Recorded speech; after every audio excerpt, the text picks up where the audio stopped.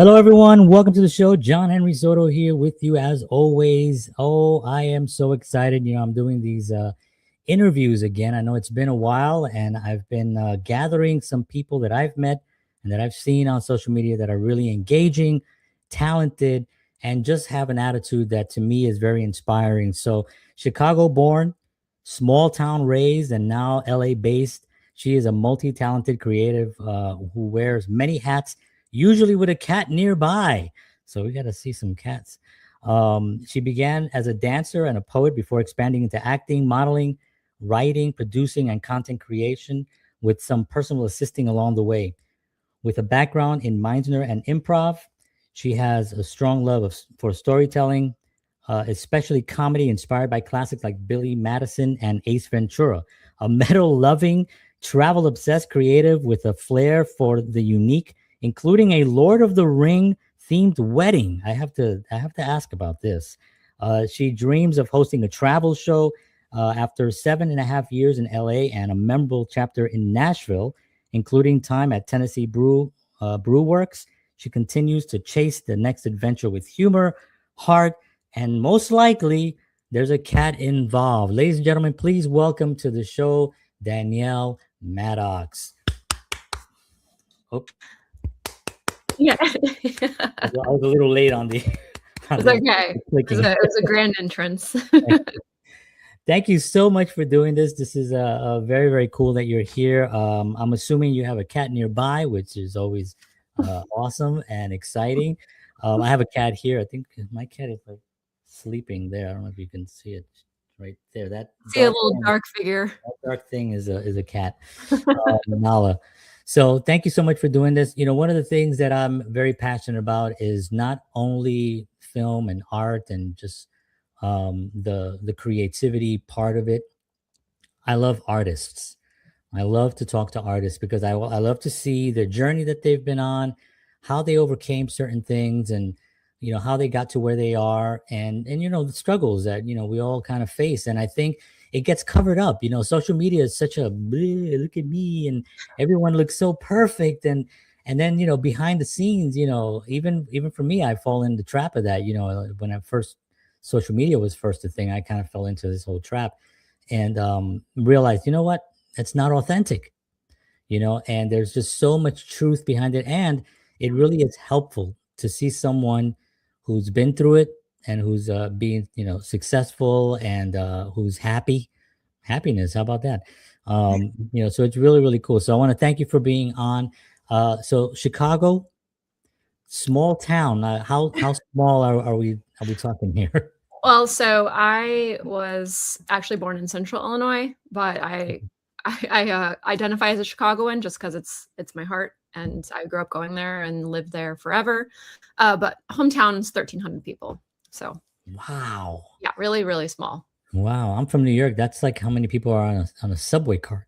Yeah, I mean, most people's let's say graduating class or amount of people they'd have in their class is about that, and mine was like 80. I think we were like 83 people, and I had the same school, kindergarten to 12th grade, so I knew everybody for my entire life, which wasn't ideal for me, but yeah. So when it came to the arts, was that something that in that small town you were really chasing? That's the thing. It was such a farm town, such a small school, so the art programs were pretty limited. It was either you do chorus or you were in theater. I was a dancer, so I chose dance. I didn't really feel drawn to theater. One, because I was terrified of public speaking.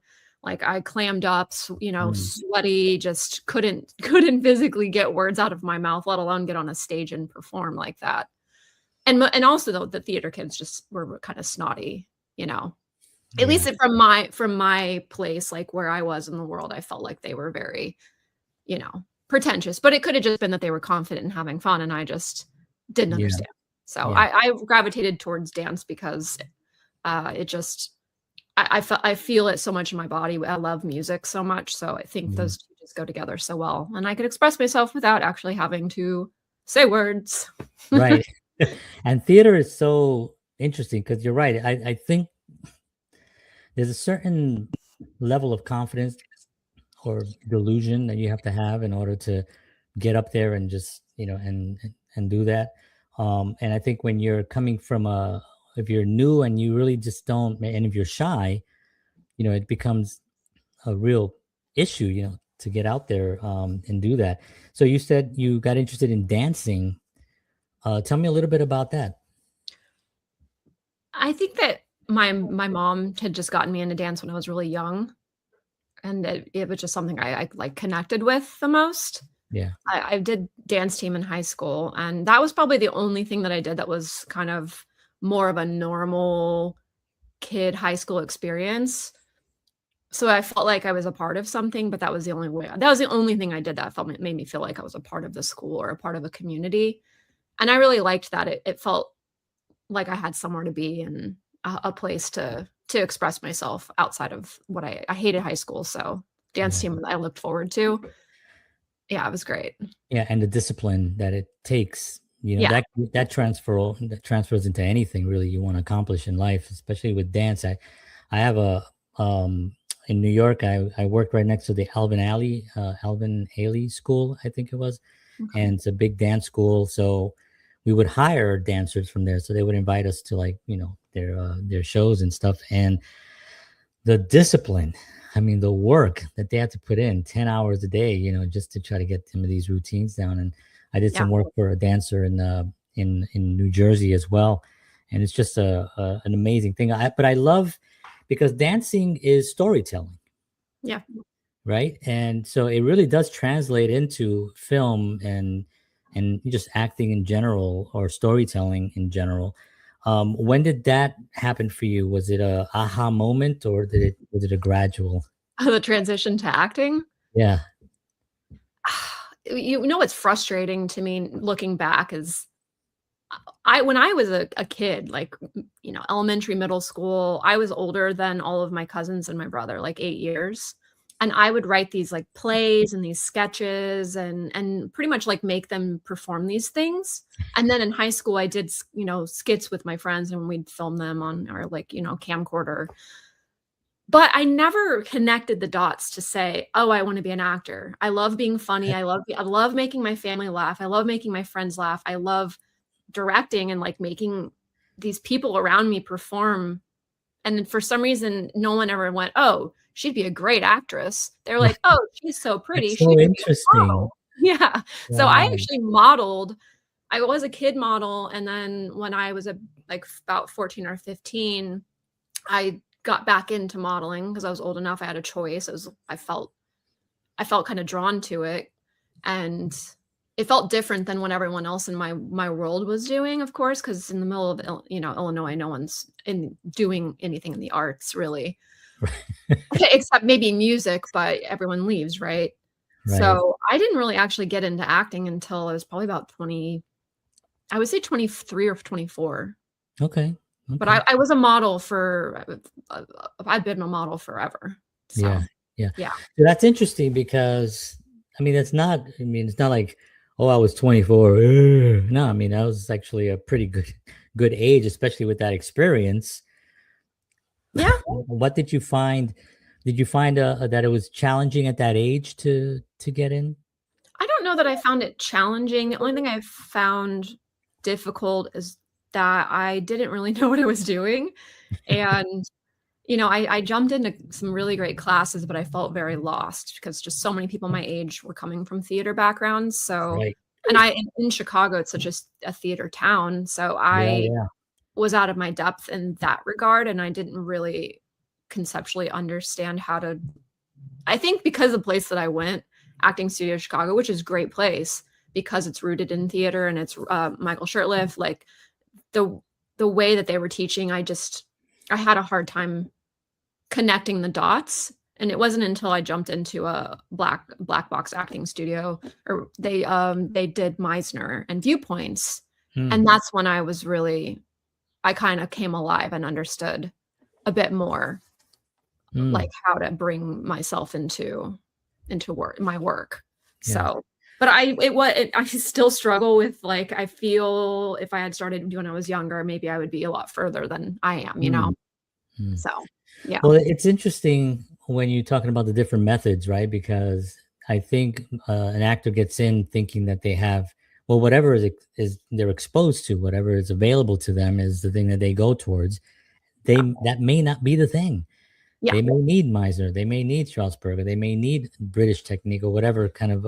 It's just whatever that is, and I think for younger actors, I think it's important for them to research and to try Yeah. many different, what do you call them, modes or of performing, Yeah. different techniques, and just really explore the waters. What do you think about that? I think that in general, most people would probably have gone into that studio, been lost, and then decided that they weren't maybe meant to be an actor because they didn't understand it.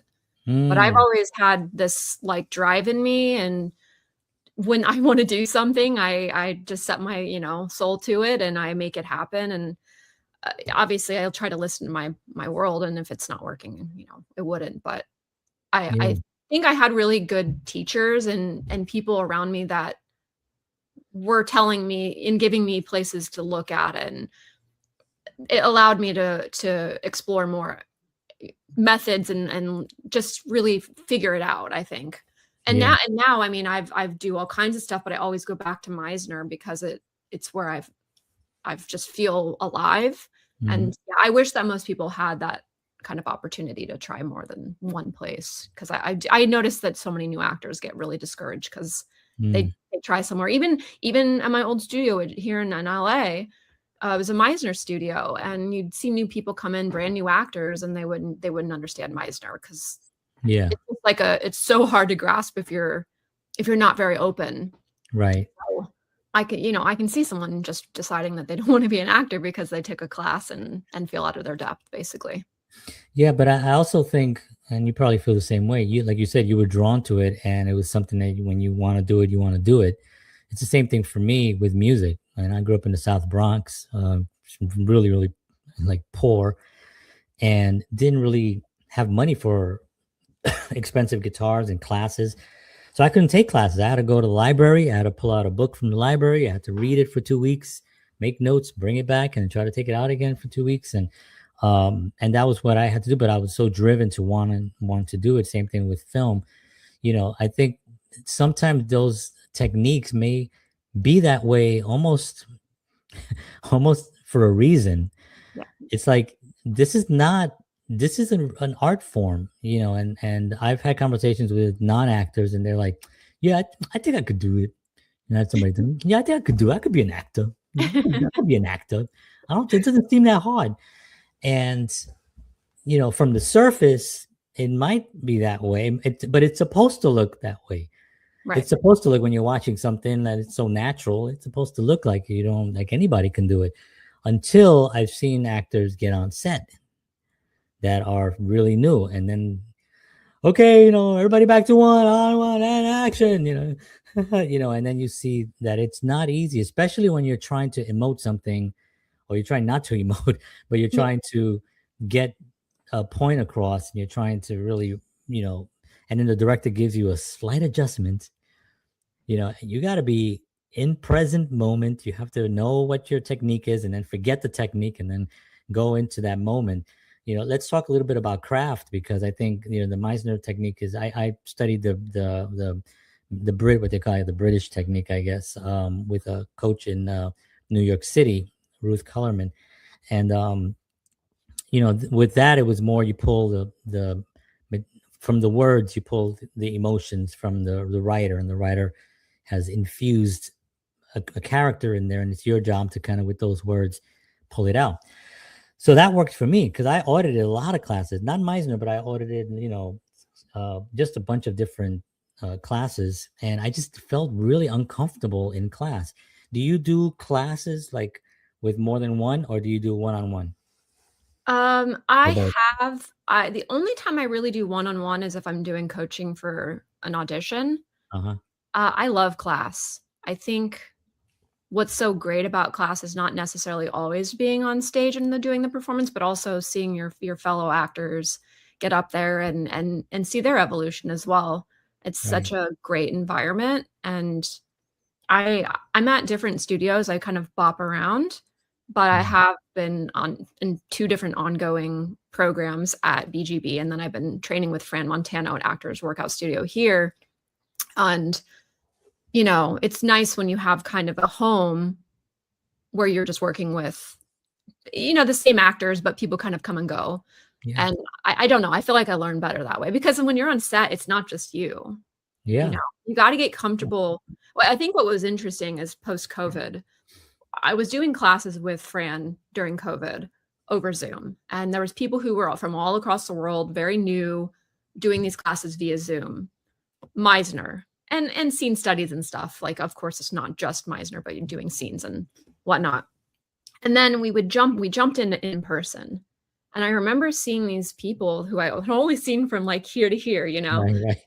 and as soon as they get on stage, they don't know what to do with their bodies, Right. right? Because they're so here, which great. It means you're very dialed in, but they didn't know what to do with their bodies. So when you're in front of people performing, doing the scene or whatever it is that you're doing as a performer, you're gonna have people watching you on set or on Yeah. a stage. Yeah. So if you can't get comfortable with that, Yeah. then but, there is I think one-on-one is so great because it allows you to really, figure out and fine-tune things. Yeah, So, that's what I found with because I did Ruth Cullerman with one-on-one, and I did some classes, but I really gravitated more, which is good. I think this is good. We got two perspectives.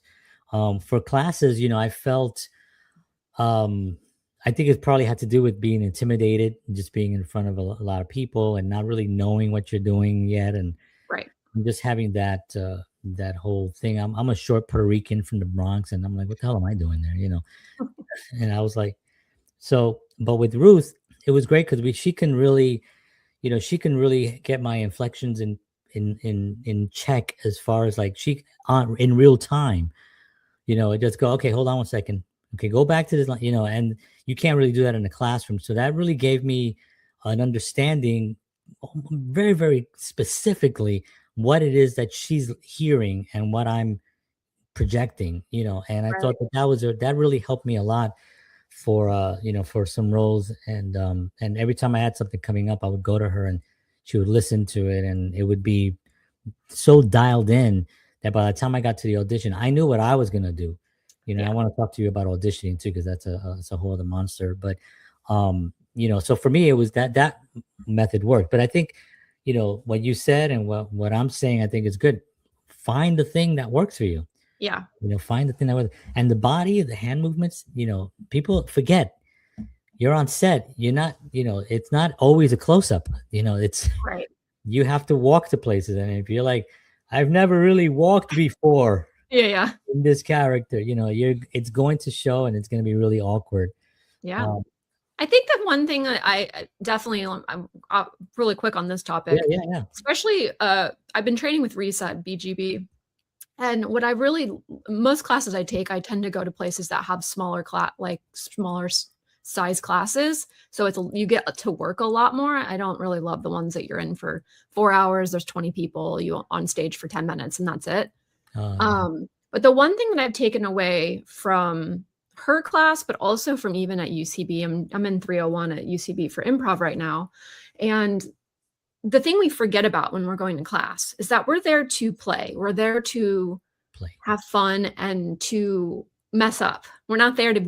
to give a perfect performance. And that's one Right. thing that Risa I thought was a really powerful thing she said is because that we all show up with us. Let's say we prep a scene that we have for 3 days. We come and we want to do it in front of the class and we want it to be perfect. Right. And then it's never perfect because Right. it shouldn't be perfect It's because not this is supposed to be. rehearsal. It is not you're not on set. I mean, you're supposed to be finding discoveries in the moment and having fun. Of course, come prepared, but don't come expecting it to be this perfect thing because now you're entering the space with another human being and you need to also be able to work off of that person. You don't know what they're going to bring to you, so you can't really be prepared Right. aside from your own work because you don't know what your partner is going to bring you.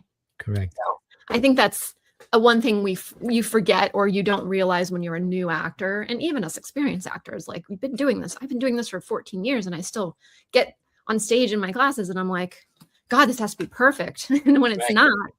like you beat Yeah. yourself up about it, and it Yeah. shouldn't be that way. Yeah, and it's also good exercise for when you're going into an audition and you Yeah. have to audition with someone. Yes. And both of you, and you've done a lot of those, where you're playing with someone who've never met before, you've never had a conversation with them. Now you got to pretend that you're either married or related or fighting or a brother or a father or whatever the case may be. And that instant play, when you can just come into play and realize that that's what you're doing. I think if you have that viewpoint going in, it makes things so much easier and so much more just joyous for everyone in the room, and you could always feel it because, I always talk about casting people, and I want to talk to you a little bit about auditioning. Casting people, they want you to do well. They want you to solve their problem. Yeah. They have like, they want you to come in and be like, oh, thank God you're here. You saved me 3 days of trying to find this person, so that kind of goes out the window sometimes for young actors. They forget that. They think that they're in there, I'm going to be judged, they're going to hate me, or whatever the case may be, or I'm going to mess up my life. No, you go in there, try to solve their problems and try to, so how do you have like a routine? Do you have a certain method, technique that for auditioning? Auditions are coming up, and we have two types of auditions now, right? We have taped auditions, and of course we have more in-person auditions. How do you prepare for each one? You're laughing because I know. Well, I have not had an in-person audition in a really long time. Oh, really? Yeah, I would say that wow. I did one a few months ago, but everything's self-taped. Everything. I mean, I've done 4 this week, and I have 2 more to do. Yeah. I don't have an entire method. It depends really on the audition, but realistically, obviously, when you get a script, you should read the script always without any intention, without any thought about it, and just absorb what the actual material is. And then, you dive into your work. Depending on how long you have the script, you put in the work that you can and try to be off book as possible, but more focus on who is this person, and how is Danielle going to be, how am I in this person? Right.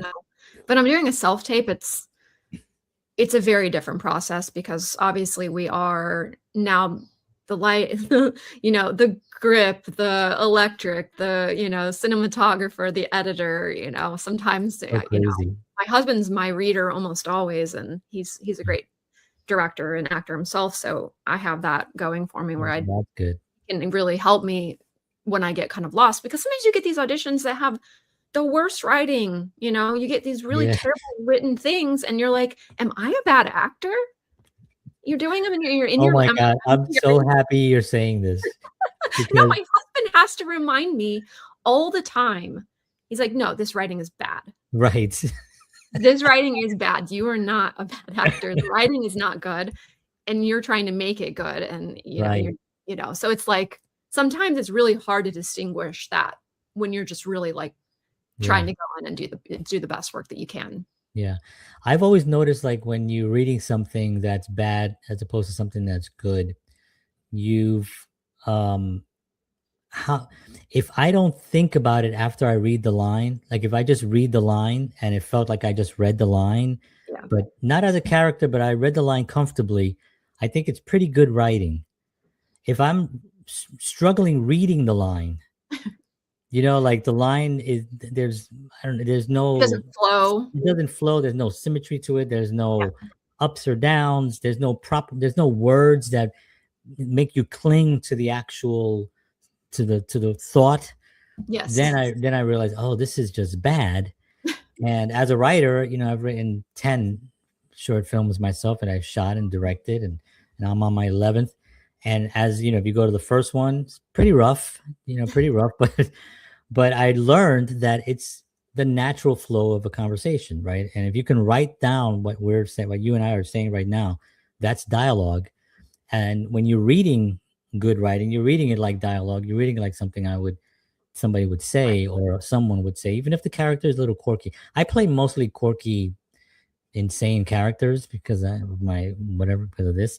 I play a lot of Jewish characters, Israeli characters, Latino characters, a lot of lawyers, a lot of, things like that. and the writing sometimes is so rough. And so you're right, when you're trying to deliver that, and it's good that you have your husband there, because he can reiterate, no, this is just like really not that good, and then you book it, and then you got to go do, I've been lucky where now I just don't do things, I just can say, you know what, Yeah. I thank you, I appreciate it, but I'm not available, and I have an agent, so I'm just like, can you tell them that that I'm not available forever for this? And I think that's a good thing. But let's talk a little bit about, I want to writing, directing, because I know you're also a producer. You produce content as well. There's so many elements to an actor today. Yes. It used to be an actor, Yeah. right? And you sit and you wait, which is not really a good thing either, but No. there were a lot of gatekeepers, and there was different ways of getting in, and you had to wait for your agent to call. And in today's world, you have so much more control over what you can actually become and what you can portray. Sure. How do you, like, for a new actor, what recommendations would you say for somebody coming in new? What should they be looking at in their arsenal to get out there? Oh, gosh, I don't envy new actors in this day and Oh, age. I I think know. coming from a modeling when the only way you got work was through an agent, you get a call from them or maybe an email. Even more archaic than emails, is Yeah, sometimes yeah, with yeah. fax I or was, I was something. getting, I was getting a pigeon in my window. Yeah. Note. I love that day, but you're right. It's like that gatekeeping. You're so limited. Although I will say that before social media became way more of a platform of getting yourself out there, I definitely auditioned way more. Interesting. In person, definitely. Yeah. But there are so many avenues you can go. It can be it's overwhelming for me, and I've been doing this for a really long time, but I think that if you have the calling to create your own content, whatever that might be, even if it's just silly skits that go on, Instagram. I know a lot of people you mentioned, Instagram or just social media in general. It just looks like this beautiful facade of like what someone's life is. And I know that I have beautiful photos, but I think in my content, because I'm such a dork, I really like to show people who I really am through my work Yeah. that way, because I feel like the jobs that I book don't necessarily show that voice. Mm. And I think as someone that's new, I think finding what your voice might be and not being afraid to just put it out there. Right. It's of course you want to get an agent, of course you need good photos and you need proof of, your work. But if you're new, you don't have that. So what do you have that's available to you? You have a phone, a cheap backdrop, and a light. Like, Right. just make your own stuff, or put yourself out there in whatever way you feel you can, and hopefully that will get you there. So many people ask for your social media when you're doing castings anyways, so Yeah. it's Yeah. It like, is. It's use wild. Yeah, it's wild how, like, on, I think Actors Access now has like a whole thing with, for all your social channels, and that. Yeah. Casting Networks, I think, does the same thing. Yes. Um, let's, you're in LA. I'm from New York. I did a lot of work in New York. Man, this town is filled with so many not nice people who they take advantage of a young actor. Hey, come in for $500. We'll do your headshot. We'll put you on our database, where thousands and millions of people go for talent work, and it's so sad, Yeah. and I do this now with my agency, whenever even if I'm just consulting someone, I say never ever give a dime to an agent, a manager, ever. It's like the only person you pay is your photographer, if you want good professional headshots, and maybe a videographer if you want to do something on video, or if you want to do, Sure. something like that. But other than that, it shouldn't. Have you run into that in situation? Oh, do I have stories? Yeah. um I did John Robert Powers when I was in high school, which is a modeling school. Hmm. Pretty much a waste of money. I learned nothing really. I remember my mom was driving me to Moline, Illinois. It's a 3-hour drive for us, like every weekend for like I don't remember how long it was for, but Wow. we went and we did these like classes for however long it was. Most people in there will never have ever been models in their entire lives. And we did a photo shoot one of the classes, and they had us bring throwaway cameras and take photos of each other. It was the most crazy thing. The one thing I got out of it, I did sign with an agency in Chicago, though, you know, you don't need to go and do school to do that. You can literally apply yourself. But because I had that, you know, genre powers on, you know, on my little resume, they were like, sure, we'll take her, you know. And they sent me to this photographer who I'm not even going to talk about what his name is, because he's well known for over photoshopping his images. And we paid a lot of money to get my comp cards done, you know, like my headshot, a bunch of photos that go on a model comp card. And I was really young at the time. And he photoshopped me so much that I just looked so old.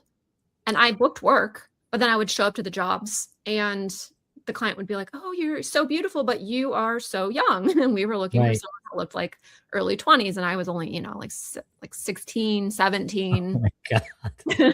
Yeah. So insane. I mean, you got to do it at some point, you know, like make these mistakes, spend the money, learn the hard way. But I do agree, like you don't need to go that route. You don't need to spend money. I've spent a lot of time trying to teach people that. When I used to mentor models, actually, because I was so passionate about just these scam agencies. Right. Yeah, like, that's all they are. Yeah. Yeah. they don't teach you anything. No. It's great. I taught at a modeling school in Chicago. Well, it was more of like an all-inclusive school. So she taught like modeling, acting, some runway, some other stuff. So I actually taught at this place for about 3 months, got paid like $15 an hour, which is crazy. And then I learned later that, you know, she was breeding them basically to go into these showcases, those talent showcases that cost like a ton of money, kind of similar to John R. Powers, so that they could get an agency. And I left after I learned that, because I thought, wait, maybe, okay, this is a great place for someone to come and just learn and get someone from the industry to teach them the things they know. And that's what I was doing. And then I was like, nope, I'm done. I am not doing this for you. You were making kickbacks off of this ridiculous showcase that no one needs to be at just to get discovered. It's so insane. And, you know, it's so sad because they get disillusioned, especially with that first take. You know, I had a young lady come to us for our current talent agency, and she told me just a horrible story. She invested, that's what, $40,000 with an agency that was going to put her on and make her Instagram blow up and her pages and flood people to her website. $40,000. It was, and I had to talk to her and her mother, who was actually, I think it was her college money that they had saved for her. And, you know, I was talking to her, and, you know, her mother was right behind her. And I was sort of, you know, and I want to talk to you about this. You know, there's this idea, some young people, where they feel that if they have some money and they can invest in some things, that they should make it. They should be successful. You know, it's like, I got talent. I'm good looking. I got this, I got that. I should definitely make it. I don't know why I haven't made it yet. You know, this is what, and, you know, I gave her some advice, and her mother was behind her going like, yes, thank you. You know, you know, and it was, but, you know, you run into those stories, and then you see the individual that fell for the story, you know, and I think I fell for it. You know, I fell for it when I was in my band. We fell for something as well, where they took one of our songs and put it into a naughty picture. And we had to kind of like, you know, the guy got arrested for like drugs and everything, and he went to jail, and then that went away. But still, we fell for that. And then as an actor, I got also with an actual lawyer, kind of was trying to scam me. And then I blew him out of the water through having to report him and Better Business Bureau, the online scam companies. And I filled out a whole bunch of stuff, and he went away finally and got me out of my contract. But, you know, I'm blinded by the fact that I'm going to make it. Yeah, this is it. This is the guy, you know, and realizing that, you know, it's really all in you. You know, you have the answers, you have the power. And yes, there are people along the way that you're going to rely on to help you. But ultimately you have to, it's the viewpoint and the attitude that you have to have towards the business that really gets you to that next level and opens the eyes to agents and managers too. They like that, you Yeah. know. One of the things also that you mentioned was how young you were, you know. So, and you had somebody, you had your mom who was, driving you to. So that's what I always tell young actors as well. Find someone experienced. There's no excuse today. We have social media. I mean, you can actually go to ChatGPT and write, "What should I look out for?" Yeah. and it'll give you a whole bunch of things. But what advice would you give, to someone on that? On that path, or that someone's getting scammed? Well, I Oh, guess, yeah, I mean, getting scammed, once you're in, you got to make it known that you're upset. It's scary because you think like, oh, they're going to blacklist me or something. And, and I always say the last thing they want is, the light shine on them or shown on them, whatever the English is. You yeah.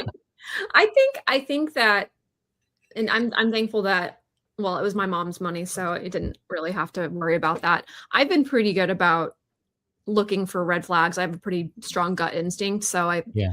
if I've definitely been in situations where I didn't feel like the people were being honest, and I've definitely been in situations where I got excited because a producer asked me to do a screen test or something, and I put in all this work and then never heard from him again. He basically ghosted me. And so I think that sometimes you just have to look at the situations and as a learning experience Mhm. and not look at it as a negative. Obviously, don't spend money. If someone's promising you this career and with this like down payment or investment, like yes, you do need to invest in your career. That is 100% something people don't realize. Some people get lucky, they get discovered and everything works out for them, but the majority of people have to put in the work, and investing means getting good headshots, means getting into classes and constantly taking classes, asking for advice. There's so many amazing groups on Facebook Oh yeah. you can join and ask advice for free. There, Mhm. like you said, there's just even AI, like as much as I don't want to promote AI, like there are, Right. if there's something that comes up that seems red flaggy, ask, there's so much information out there that can help at least debunk whether or not something is credible or not. But of course, just Yeah. don't spend that kind of money to for some false promises, but take any situation that you get in as a learning experience and go, okay, yeah, you know, I don't need this person. How Yeah. else can I get to this place without this person? It's Yeah. you just have to be smarter about, and Yeah. very you have to be very intentional with what it is that you're doing with your Perfect. life. Yes. Yeah. That's perfect. Yeah. Intentional. Yeah. It's a business, right? It's show business. And I think people forget that business part of it on their own because they think, well, somebody else does the business.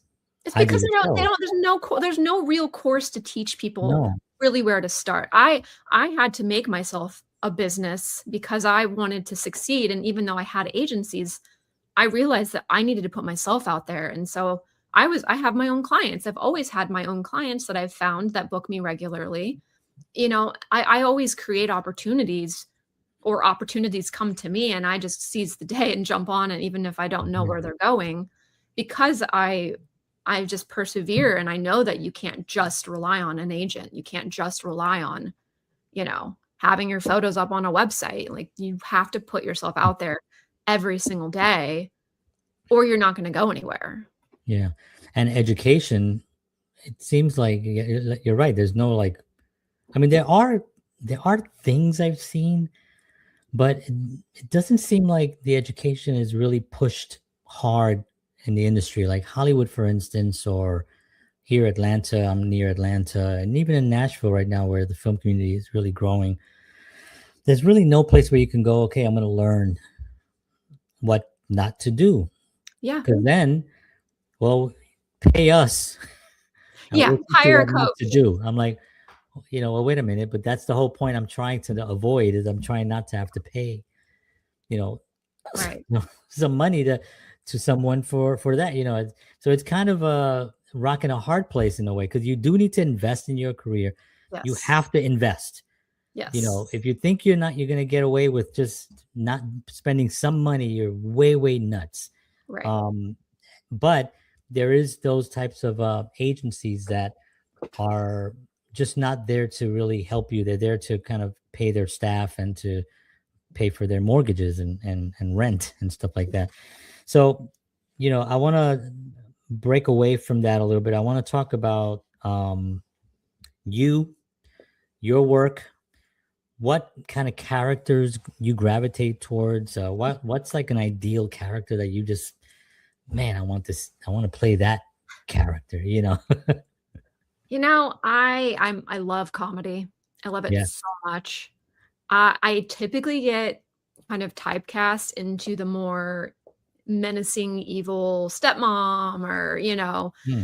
something, or like the very sweet mom, which is great. Obviously, I'm so happy to like do the roles that I fit, right? Like we get Yeah. typecast based on our look. Yeah. That's just how Yeah. it is. Which is why I love writing, because I like to write the roles for myself that I want to Right. do, which Right. is the more quirky character, Sure. the the hot blonde who's funny but also kind of weird, Right. sadistic humor. Like that for me is really where I wanna be in. I want that space, like that St. Denis medical kind of humor, Okay. very funny, but that dark kind of humor. Yeah. Yeah. Do you remember Scrubs? Yeah, I'm kind of watching the new season a little bit. I like Scrubs is good too. Yeah, I haven't watched the new season yet, but the I love the old wackiness of that they were doing. There was I can't remember her name now, but the actress that played the love interest of the main of Yeah, yeah, Zach yeah. Braff. Yeah, so she was kind of wacky, kind of quirky, Yes. very very funny. Similar Yeah, similar to her for sure. yeah. Schitt's Creek. I don't know if you remember Yeah, I Schitt's love Creek. Schitt's Creek.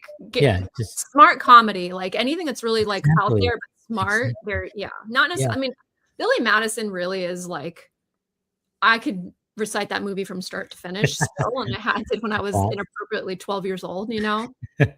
Such a But classic. it's such a classic, and Yeah, it's still, I would say when I write, I tend to like have that little bit of I fart jokes and things like that. I yeah, still yeah, yeah, yeah. funny, but yeah. Well, it's funny, like when you like Jim Carrey, the early Jim Carrey stuff, and I always thought that Liar Liar was a film that I thought really people don't really talk about too much, Yeah. and but yeah, when you watch it, it's such a really well done film.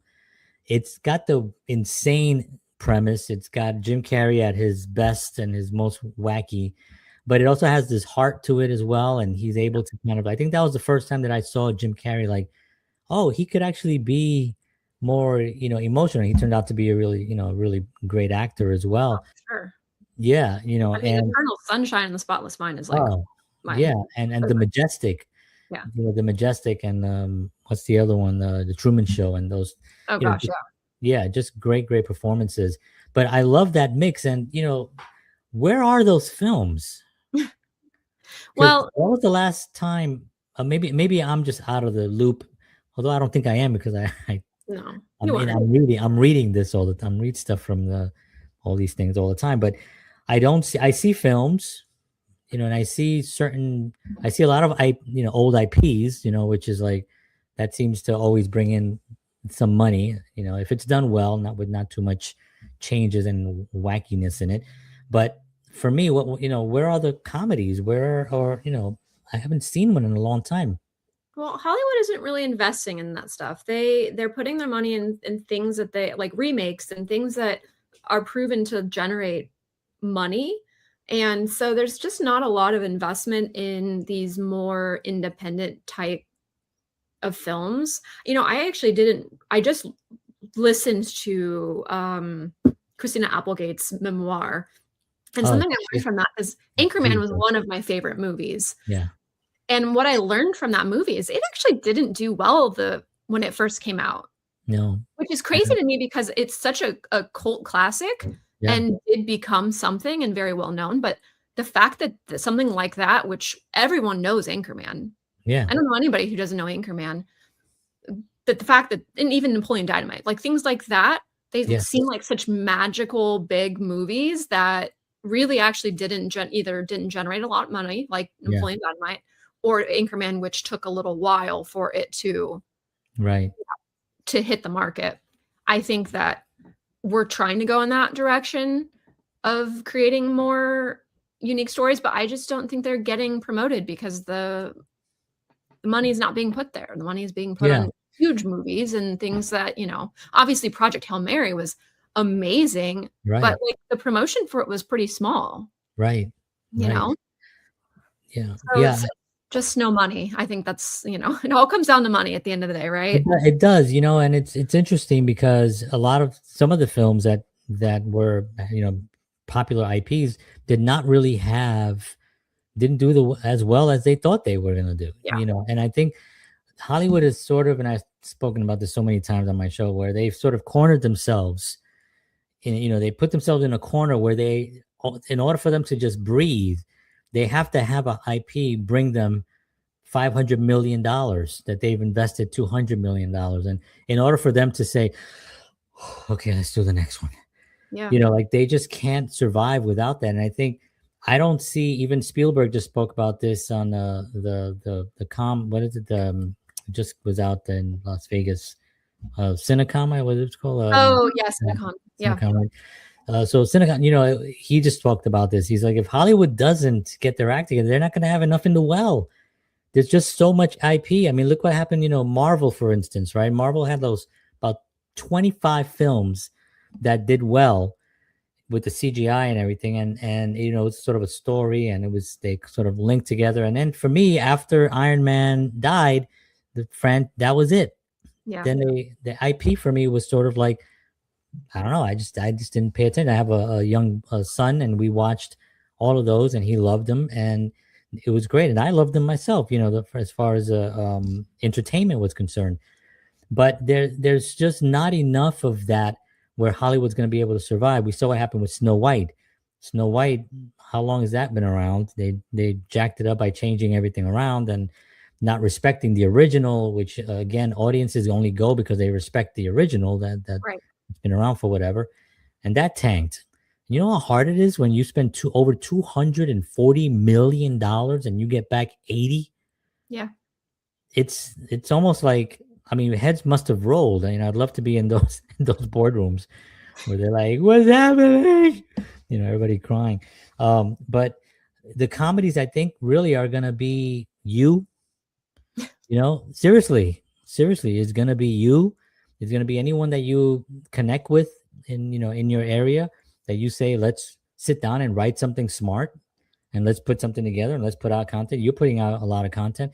Just doing that, it's really going to be me work. My work. My last film was more of a drama with a little bit of comedy, but generally I love comedy. Comedy to me is the best, but it's very hard to write a comedy where it's going to get any kind of traction, even award. I mean, not that I care about that, but even like recognition of any type, they just don't get spotted that way. It's like we need to have where everyone dies at the end. Then the Academy goes to, Well, I mean, look at The Bear. I mean, The Bear labeled themselves a comedy and won in the comedy category because there wasn't anything to compete against, really, right? It's just so true. It's like nothing else. So it's pretty wild. I think it's unfortunate. I think everyone gravitates toward comedy. We love comedy, right? But I think people are really timid with it because we're in a kind of a climate that people get offended really easily. So now it's like we're walking on eggshells about how we can actually make jokes without, causing issues. So it's, if you look at things like even like Anchorman, there's so many things in that would never be done today because it's so offensive to people with, with real reasons in certain cases. But at a certain point, it's still like nostalgic and amazing. And I would never look at that and be offended, Yeah. I go the other way on all of it. I say, just bring it all back. Be as offensive as you possibly can. Let's just level the playing, let's just level the emotional field. Right. And let's get back to what's funny. See, the thing is, it has to be funny. Yeah. Anchorman was completely inappropriate on some things, but freaking funny as hell. Yeah. And you can go back to a lot of these different films that did really well, and they were they might have been, I don't think in that way, but they might Right. have offensive things. But for me, it's like, yeah, bring it on, just have it level the field, and let's just get back to telling good stories. And I Yeah. think like Liar Liar was a good example. I go back to that again just because it had an arc, it had a good story, it had a good premise, had good performances, and very funny. And it holds even today. Billy Madison, as silly as that film was when it came out, it's sillier today Yeah. and still hilarious. Yeah. It was just funny.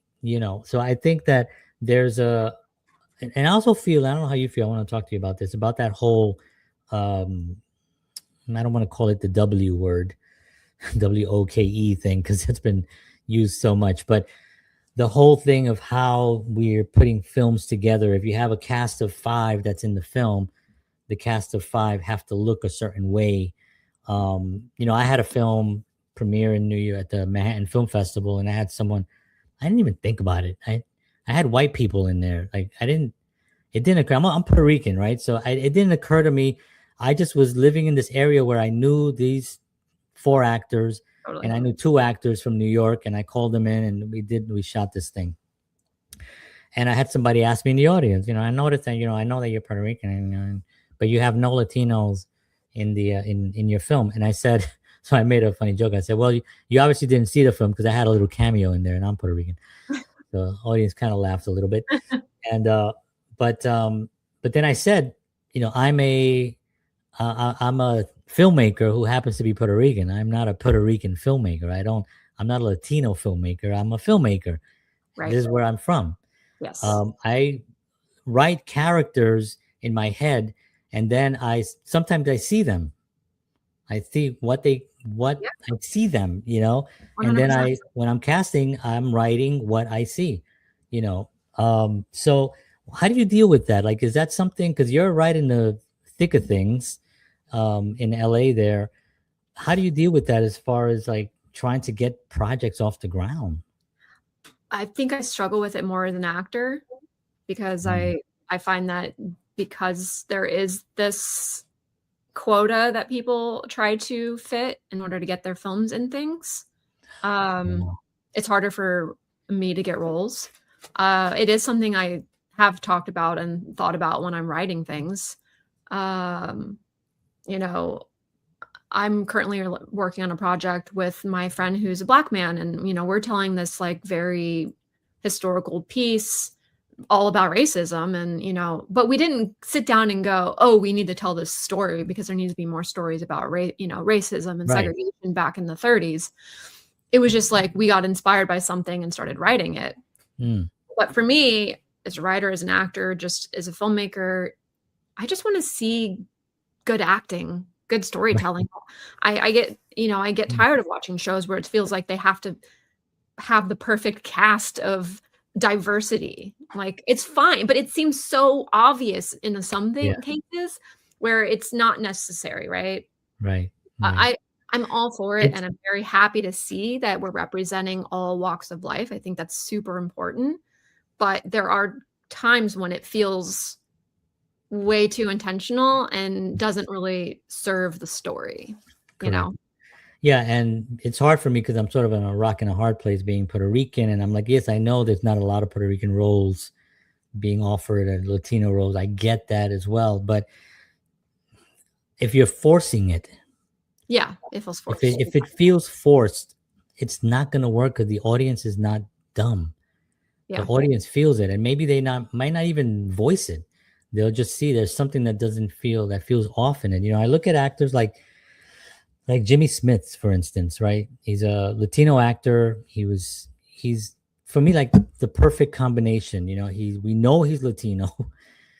But he plays lawyers. He was in the Heights, with with Manuel, Mhm. what's his name, and he was great. He played a very very Latino guy there, and then he plays a lawyer in the old show Law and Order or Law, L.A. Law, and for me, it never occurred to me to think he's there because he's Latino. You know what I mean? It was like, oh, cool, Jimmy Smith is in this. He's a good actor. You know, Exactly. and that part of it, I think, is something that it's a struggle because there is a group that just polices it, and Yeah. then they come down with I don't know, with their own gavel that somebody gave them a gavel, and say no, this is not, we're not allowing that. So it's one of the reasons why here in Nashville, I have like this little community that I'm building of like-minded people where we're all colors. We're all we're all of different colors. There's nothing that, and honestly, I just meet them. I don't say I need a black friend. Yeah. Yeah. Well, anybody know an Asian? I don't do that. It's just like people I've met along the way, and I'm like, oh, cool. Hey, I'm working on this thing. You know, just having the community there. I don't know what we're doing together, but just having it there for the future, I think, is an important thing. That's why I say, your work is so important. In moving the art forward, because I Yeah. feel like we're not moving forward. It's We're moving. We're jagged. We're it's very you know stagnant. yeah, very stagnant, and we're not moving forward. And it's going to take a lot of different people in different walks of the industry coming together and being like, okay, we're going to do this for the sake of doing this, Yeah. not for any other reason. Yeah. 100%. Yeah. I think that it's really a difficult time, I think, unless you're a huge star actor to break the mold. Because if you look at TV, it's huge actors and on all of the roles of TV, and you're like, okay, how am I? How do you overcome that when you've been doing this for such a long time, but you can't actually get in the door?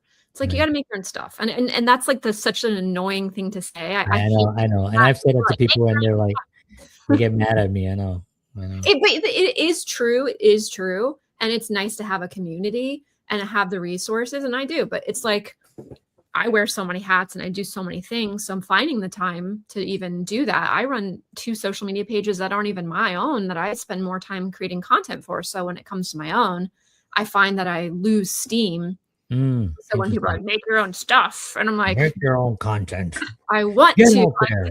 I have so many sketches written, but they're just sitting in my notes, Yeah. not getting made because I don't have the time and the help to do it, Yeah. Yeah. And So yeah, you were here in Nashville, right? For a little. How long were you here? I moved, let's see, February 2017, and then I left August 2018. So it was just Oh, okay. it's almost 2 years, about a year and a half. Okay. Okay. And Yeah. did you have fun here? Was it mostly for work or? Well, I moved there for a guy. Um, I loved Nashville. It was a good change of pace from Chicago, and I Mm, was with an agency in Atlanta, so it was a nice middle ground. cool. But I loved Nashville. I worked as a bartender at Tennessee Brew Works for most Oh, of that sure. time, and I absolutely loved that job. I was like, Yeah. if I just quit being an actor and only worked here, I had the most fun. It was such good music, good beer, Uh, good people, good food. Yeah. yeah. That's awesome. Yeah, I love Nashville. I've been here since 2001. Just picked up and moved my family here. Just from New Jersey. I'm from New York, but I was living in New Jersey, and we came, stayed unseen, sight unseen, apartment. We went from a house to an apartment just to get out of that area, and we love it here. Yeah. And I think the film community here, with Atlanta being so close, it's really, really starting to boom. Good. Nashville 911 is a popular show. Yep. Scarpetta, which I've done some auditions for as well, is up Cool. here. And yeah, so it's pretty cool. But yeah, if you ever come back to Nashville, it'll be great. I'm trying. I want to come back so bad. I haven't been. I shot a short film there in 2020 that was such a fun time, but I haven't been back. Yeah, I want to come back. I'd like to bring my husband because he yeah. loves music, and I think it's a great city to visit. It was not a good it wasn't a good city to live in as an actor at the time.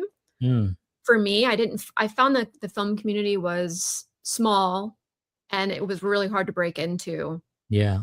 the groups of people. So I didn't really feel like I did a lot of music videos, and that was it, pretty much it. I don't think I did any narrative stuff aside from music Mm. videos. Yeah, music videos are popular. I've Yeah, directed a few of those here. yeah, You just fall into it. There's no way around it. no way around it. It was so fun though. I met so many great Good. musicians because of it. That's great. So That's great. yeah. Well, oh man, Danielle, I feel like we've only scratched the surface on what we can actually talk about as far as this industry is concerned. Right. We have covered we've actually have proven though that we love the industry Yeah. and that we're not going anywhere, and that we also want to be the voices of I don't want to say reason, but the voices of the future. Can I Yeah, say I'm that? leaving You our know? mark and Yeah, helping do what we can to shape it, yeah, in whatever way we can, right? yeah, There's these big dog people running it right now, but I still think that there's so much room for people like us to have a voice and push it forward to a different place. yeah. It's awesome. So tell everyone where they can find you, where they can connect. I'm gonna put Yeah, your website up on up here. Where is it? Hold on un segundo. There you go. that is my website. Sweet. Yeah, Cool. I'm on there, but my Instagram is Danny Suhu. It's Yeah. It's where you'll find me the most. I post most of my stuff there, but yeah, Yeah. I'm excited. I'm trying to post more of my funny skit content when I have time, and I'm gonna be filming a feature film this summer as one of the leads, so I'm super excited about that. So that will Oh, be out great.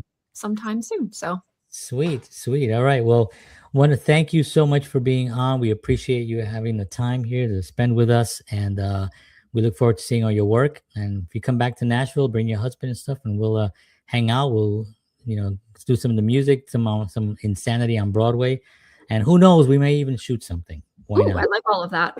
Let's do it. All right. Thank you so much, Danny. Thank you. All right. Hang tight, Danny. I'll be right there with you. I want to just end the show. Oh my gosh.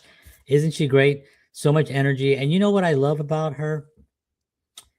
She gets it. I know that sounds cheesy, but she understands why, because she's been in the business. She's seen this whole growth that we've had, in recent years. She was there pre-COVID, post-COVID, and that's also a whole new world. That's a whole new thing now. And the fact that those that are still around, still doing it, still passionate about it, they're the ones that are going to move the needle forward and really take us into the future. So I'm really grateful for her for being on here, and hopefully she'll come back again. I want to thank you all for watching. Appreciate you. Take care of yourselves. I'll see you all very, very soon. And as always, peace.